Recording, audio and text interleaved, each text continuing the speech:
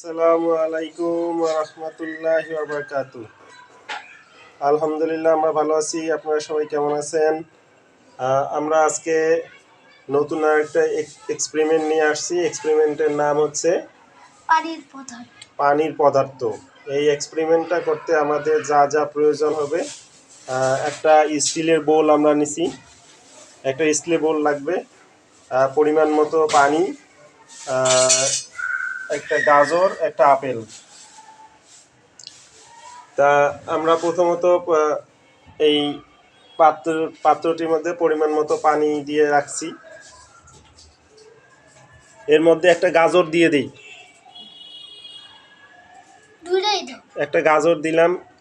গাজরটা হলো একবারে পানির নিচে নিচ স্তরে চলে গেছে।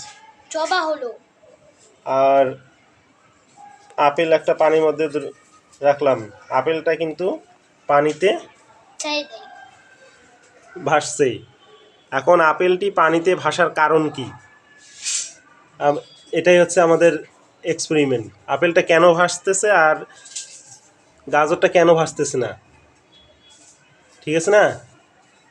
আচ্ছা, আমরা যেসব ফল খাই বা যেসব ফলের মধ্যে সেসব ফলের মধ্যে বেশ কিছু ফল আছে যেগুলোর অভ্যন্তরে পর্যাপ্ত পরিমাণ বাতাস থাকে, বাতাস দ্রবীভূত থাকে, এবং আপেল এবং গাজরের মধ্যে অন্যতম।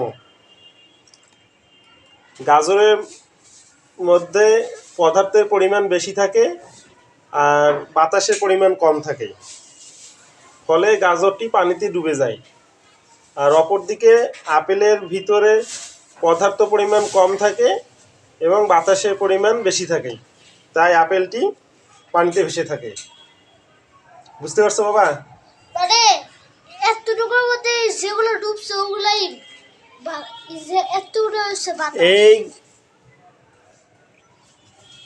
এইটার ভিতর পানির পরিমাণ বেশি।